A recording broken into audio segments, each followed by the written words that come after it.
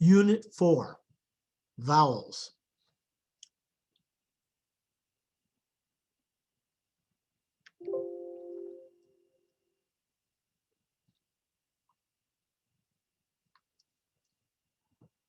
Let's look at the vowel chart for American English. Remember that this is not spelling. This is a phonetic representation of what we actually say. And I'll try and demonstrate that. Let's start with the front vowels. English is so lucky, it has 5 front vowels.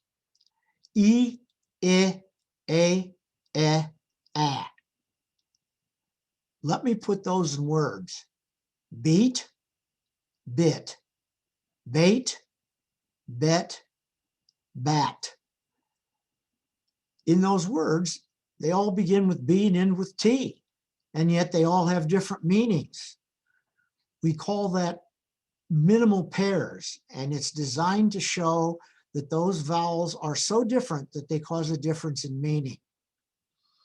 So E, I, A, E, A. And it really does go down the front of the mouth, and you'll notice that it's a matter of E, I, A, E, A. So 2 of them are long and 3 are short. Let's take a look at the central vowel, so-called schwa, or as in, let me think. And if you notice, that vowel is all by itself in the center of the mouth. And it is the most frequent vowel in English. Every other vowel will have the possibility of being pronounced schwa in some circumstances. And we're going to talk about that later. So remember, E, I, A, E, A. In words, beat, bit, bait, bet, bat, but. So the front vowels go from high to low, all right? And the terms we use are high, lower high, mid, lower mid, and low. And as I just said, these vowels occur both long and short. So 2 of them are long and 4 of them are short, as in E and A, but I, E, are short. And the central vowel, as I said, is the shortest, but the most frequent vowel in English. Let's talk about the back vowels.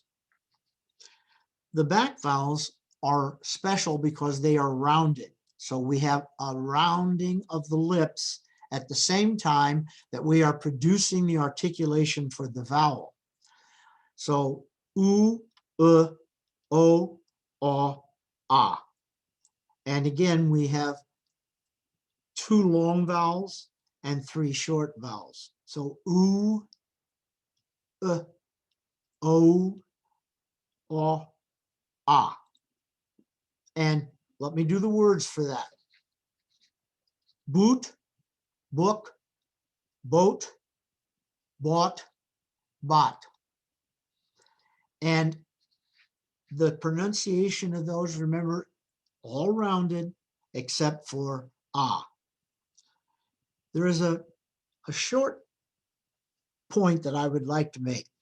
It's an interesting feature about American English that there is vowel change going on, meaning like all living languages, they change over time. And in this case, the back vowels, aw and ah, are merging in American English, meaning they are collapsing into one vowel. And so within 40 or 50 years, it will be a fact that there's only one vowel there in the lower back and not 2. So the words cot and caught, which are now a nice minimal pair for those 2 vowels, will be got, period. That's just a little side note to show you that, as I said, like all living languages, English is changing. But you probably should stick to that contrast for now. It's the standard system. It's what's usually taught. But if students have trouble with that, by all means, collapse those vowels. Let us now go on to diphthongs.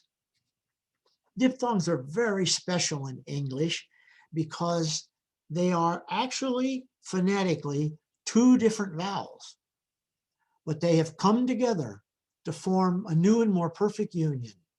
They are only one phoneme, not two.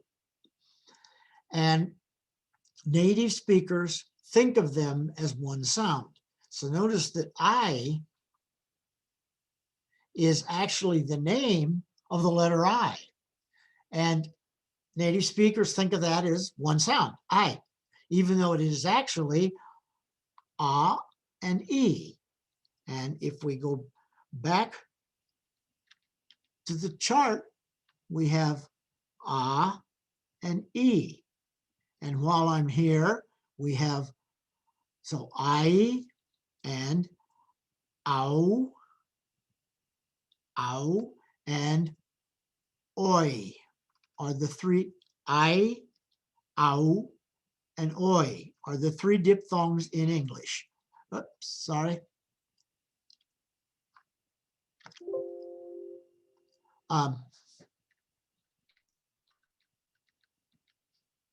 So another fact about diphthongs is that there is this dramatic movement of the tongue, typical of long vowels.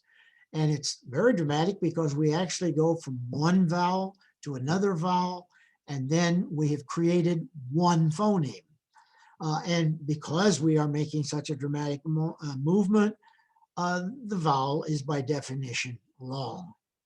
So again, there are only three true diphthongs in English: I, ow, and oi, which means we have completed our long and short vowels. So let me show you in this way.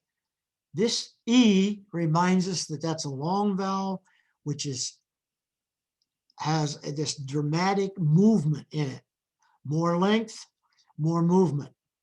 I, short and sweet, simple and steady. A, movement, longer. Short and sweet. Short. Short. Ignore that symbol. And then we have and and But the two long vowels back here, and o. This chart is simple, a way of showing you simple and long vowels. And I thought it would be useful for you to see what I mean, that this double symboling helps you to remember that those are the long vowels. The rest are the short vowels. And if we simply add diphthongs to that, I, ow, oi, we have 7 long vowels and 7 short vowels. A nice pattern once you know it, once you understand it. And it's very crucial for mastering the vowel system of English. I think the vowel system looks very complicated and very difficult to deal with. But once you understand this system, I think you have a much better chance of working with these vowels. And that brings us to the end of Unit 4.